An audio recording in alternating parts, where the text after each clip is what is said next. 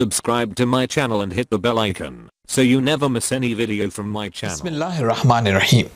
जब बात हो सरकार दो आलम मोहम्मद मुस्तफ़ा सल्लल्लाहु अलैहि वसल्लम की शान और अज़मत को बयान करने की, तो आज सवाल ये भी है कि रसूलुल्लाह सल्लल्लाहु अलैहि वसल्लम से तवस्सुल करना, ज़ात मोहम्मद मुस्तफ़ा सल्लल्लाहु अलैहि वसल्लम को क़ुर्ब इलाही को हासिल करने के लिए वास्ता करार देना और उनके वसीले से दुआ मांगना क्या बिदअत व शिर्क है या ऐने हुक्म पैगंबर है, या रसूल अल्लाह सल्लल्लाहु अलैहि वसल्लम की ज़ात को वसीला बनाना सिर्फ उनकी हयात तक जायज़ था, जैसा कि इब्न तैमिया का अक़ीदा है। रसूल अल्लाह सल्लल्लाहु अलैहि वसल्लम की वफ़ात और रहलत के बाद भी दुआ मांगते वक्त क़ुर्ब इलाही के लिए आपकी ज़ात से तवस्सुल किया जा सकता है या नहीं, ये बात बहुत अहम है और ये सवाल हमारे दीन का जुज़ है और हमारे ईमान का हिस्सा है। सबसे पहले मैं आपकी खिदमत में रसूल अल्लाह सल्लल्लाहु अलैहि वसल्लम से तवस्सुल के जवाज़ को साबित करने के लिए इमाम अहमद इब्न हम्बल की सहीहुल सनद रिवायत को पेश करना चाहता हूँ। अहमद इब्न हम्बल जिनका सन वफ़ात 241 हिजरी है, तहक़ीक़ शुएब अर्नाऊत 28वीं जिल्द के सफ़ा 478 के ऊपर ये रिवायत मौजूद है।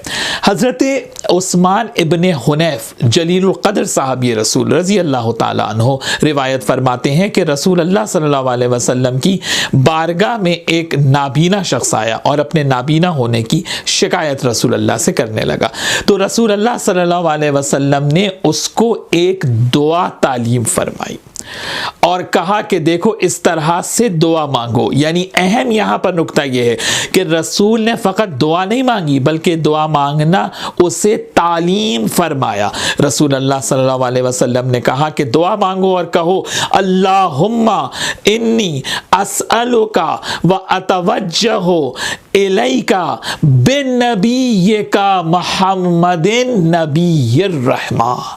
ऐ अल्लाह मैं तुझसे सवाल करता हूँ तेरे नबी के वास्ते, तेरे नबी के वसीले, तेरे नबी के सदक़े तेरी बारगाह में मुतवज्जे होता हूँ। और उसके बाद रसूल अल्लाह सल्लल्लाहु अलैहि वसल्लम ने उस साहबी रसूल को कहा कि कहो या मोहम्मद, ऐ मोहम्मद सल्लल्लाहु अलैहि वसल्लम, आप मुझे बताइए कि क्या रसूल अल्लाह शिर्क की तालीम दे रहे हैं? जो आज दुनिया ये कहती है कि या मोहम्मद कहना शिर्क है, बिदअत है। और उसके बाद रसूल अल्लाह सल्लल्लाहु अलैहि वसल्लम ने कहा कि कहो या मोहम्मद इन्नी अतवज्जहु बिका इला रब्बिका, कि मैं या रसूल अल्लाह आपके वसीले से, आपके वास्ते से अल्लाह की बारगाह में दुआ करता हूँ कि अल्लाह मेरी आंखों को रोशन कर दे। यानी आज अगर दुआ मांगते वक्त या मोहम्मद कहकर रसूल की ज़ात से तवस्सुल किया जाए तो ये शिर्क नहीं है, ऐने हुक्म पैगंबर है। और उसके बाद रिवायत के नीचे अहमद इब्न हम्बल लिखते हैं इस्नादुहु सही व रिजालुहु सिक़ात।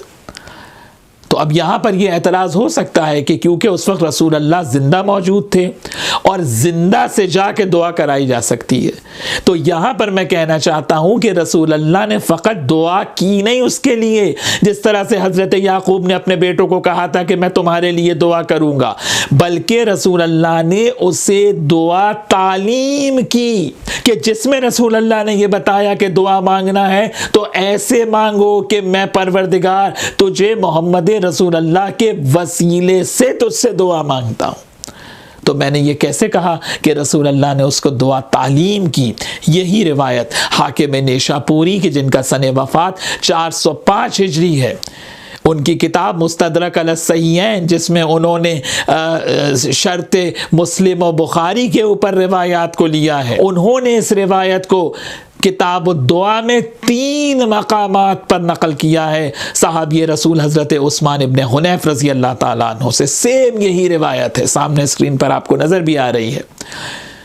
हज़रत उस्मान इब्न हुनैफ कहते हैं कि वो शख्स आया और उसने रसूल अल्लाह से कहा फ़क़ाला या रसूल अल्लाह अल्लिमनी दुआअन अदउ बिह, ये नहीं कहा उसने कि मेरे लिए दुआ कीजिए, कहा मुझे दुआ तालीम फरमाइए। यानी अगर रसूल फ़कत दुआ कर देते, बहुत तवज्जो, मैं खुसूसन बिरादरान अहले सुन्नत को इस ईद मीलादुन नबी के मौके के ऊपर ये बात कहना चाहता हूँ कि समझें अज़मत रिसालत को, कि अगर सिर्फ रसूल दुआ कर देते तो ये बात शायद हयात रसूल तक महदूद होती। रसूल ने दुआ फ़कत की नहीं, दुआ तालीम फरमाई।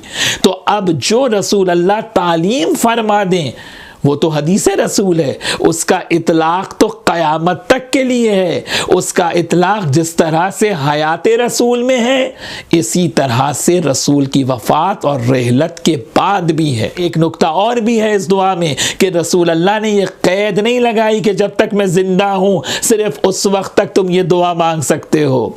रसूल ने मुतलक़ दुआ तालीम फरमाई है, यानी हयात रसूल में भी इसका इतलाक़ है और रहलत और वफ़ात रसूल के बाद भी इसका इतलाक़ होता है। मैं अपनी तरफ से नहीं कह रहा हूँ, अहले सुन्नत की मोतबर किताब सुबुलुल हुदा वर रशाद, इमाम मोहम्मद यूसुफ सालेही शामी की किताब, उन्होंने पूरा बाब बांधा है। ज़रा सा आप देखिए, ये सामने आपको नज़र आ रहा है कि पूरा बाब बांधा है सालेही शामी ने। कहते हैं फ़ी ज़िक्र मन तवस्सला बिह बादा मौतिही, कि रसूल अल्लाह के विसाल और रहलत के बाद रसूल अल्लाह से तवस्सुल करना, रसूल अल्लाह को वसीला बनाना। और इस रिवायत को तबरानी ने भी सही कहा, बैहक़ी ने भी सही उल सनद करार दिया है। और रिवायत कुछ यहाँ पर इस तरह से आई कि तीसरे खलीफा के दौर में एक शख्स आया अपनी हाजत लेकर खलीफा के पास। किताब में यही मौजूद है कि खलीफा ने तवज्जो नहीं की उसकी तरफ, तो वो एक मरतबा मुखातिब हुआ हज़रत उस्मान इब्ने हुनैफ रज़ी अल्लाह ताला अन्हो से।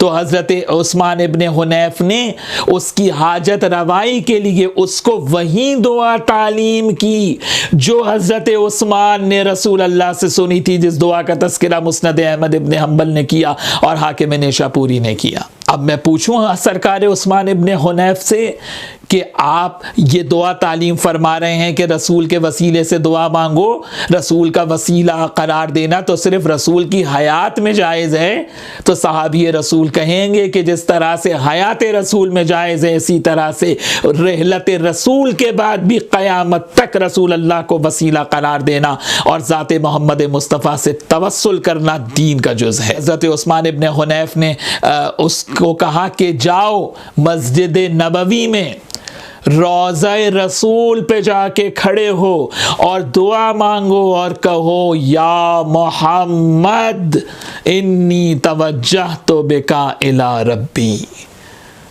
अगर आज कोई जाकर रोज़ा रसूल के में खड़ा हो और दुआ मांगते वक्त कहे या मोहम्मद, तो हर तरफ से शिर्क की आवाज़ें बुलंद होती हैं। इस्लाम नबवी और है और इस्लाम उमवी और है।